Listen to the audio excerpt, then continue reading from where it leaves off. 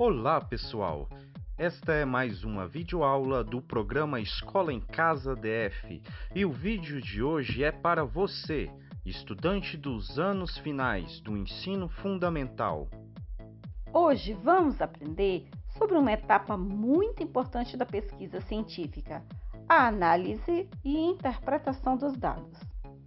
É nesse momento que geralmente ocorre o famoso Eureka, um momento rico da ciência, aquele em que o pesquisador desvenda, resolve, soluciona o problema da sua pesquisa. E é por isso que algumas pessoas consideram uma das etapas mais satisfatórias e empolgantes da pesquisa. É durante a análise e a interpretação dos dados que os pesquisadores observam e conectam os dados, as informações, os documentos e ainda fazem interpretações, algumas considerações e até mesmo conclusões. É nessa etapa que de fato ocorre a produção de conhecimento científico, ou seja, é quando aquele problema de pesquisa que foi levantado inicialmente é respondido. E essa resposta é um novo conhecimento que até então não existia no mundo. E o legal disso tudo, pessoal, é que com essas conclusões é possível fazer a divulgação dos resultados. Assim, a pesquisa começa a existir de fato e estará disponível para todo mundo. Uma pesquisa que poderá ser verificada, usada e contestada. Sabemos que acabamos de falar de muitas palavras diferentes e talvez até novas para você. Mas não se preocupe, nós vamos explicar tudo direitinho para que você entenda um pouco mais sobre o que a ciência faz e sobre o que é uma pesquisa científica. Esperamos que você tenha mais intimidade com esse magnífico jeito de ver as coisas ao seu redor. Esperamos que você compreenda que fazer ciência é algo que está mais próximo de você, muito mais do que você imaginava. Então, vamos lá! Mas antes, vamos lembrar que na pesquisa científica, geralmente partimos de um problema de pesquisa que deve ser resolvido. E para resolver esse problema, é necessário estabelecer um objetivo principal, ou seja, definir onde você quer chegar. Se o problema de pesquisa está relacionado a uma nova doença, é possível que o objetivo dessa pesquisa seja a produção de medicamento ou um tratamento. Para responder o problema e alcançar o objetivo da pesquisa, é necessário pensar em possíveis soluções que são chamadas de hipóteses. Daí, você precisa testar se essas hipóteses funcionam. Por exemplo, certo medicamento já conhecido é eficiente no tratamento de uma nova doença. Se sim, essa hipótese é verdadeira, ou seja, pode ser a solução para o problema de pesquisa. Então, recapitulando, o objetivo é verificar se um medicamento funciona no tratamento da doença. E para verificar se essa é uma boa solução para o nosso problema, é necessário estabelecer um procedimento, um caminho a ser seguido. Esse caminho é chamado de metodologia de pesquisa. Agora ficou fácil de entender, não é mesmo? Mas em uma pesquisa é preciso construir, levantar os dados, que são os conjuntos de informações que reunimos conforme avançamos na nossa pesquisa, utilizando para isso instrumentos e técnicas, como, por exemplo, equipamentos de medição, entrevistas, questionários, análise documental ou até mesmo observações. Sim, isso mesmo. E essas informações nos ajudarão a responder às perguntas e atingir os objetivos da pesquisa. Bom, mas considerando que já conseguimos levantar os dados, vamos refletir um pouco? Quando produzimos os dados na pesquisa, eles já são os nossos resultados? Ou há algo mais que precisa ser feito para que possamos considerar que produzimos conhecimento científico? A análise de dados é a parte do trabalho quando o pesquisador apresenta interpretações a partir dos dados obtidos durante a realização da pesquisa. Os dados podem ser quantitativos e, basicamente, você vai tratar de números e quantidades. Por exemplo, sua altura e de seus colegas, o peso das pessoas de uma mesma idade, quantas pessoas estão saudáveis ou não, são informações quantitativas e vão servir para estabelecer comparações e levantar algumas hipóteses do porquê que as coisas são assim. Os dados também podem ser qualitativos. Você pensou em qualidades, não é mesmo? É isso aí. Você pode pensar nos dados qualitativos como sendo tipos de informações relacionadas aos adjetivos que se dão para as coisas, às características das situações, dos acontecimentos e impressões que as pessoas têm. Por exemplo, se pedirem para você falar sobre sua experiência ao pegar o ônibus para a escola, possivelmente você vai usar as palavras rápido, demorado, fácil, difícil, prático, tranquilo.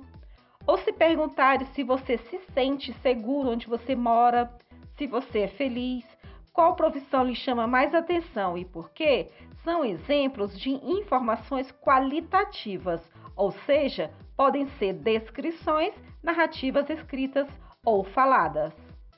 Resumindo, na análise qualitativa, o que importa é a qualidade, enquanto na análise quantitativa buscamos mostrar a quantidade numérica. E quando você olhar para os dois tipos de dados juntos, você terá uma noção geral do caminho que deve seguir para testar suas hipóteses e assim chegar ao objetivo de pesquisa. Mas como podemos organizar e apresentar os dados e resultados da pesquisa de forma clara e compreensível? Bom, você deve decidir cuidadosamente como apresentar sua pesquisa. Deve organizar, processar, manipular as informações levantadas e assim chegar à etapa da apresentação dos resultados obtidos.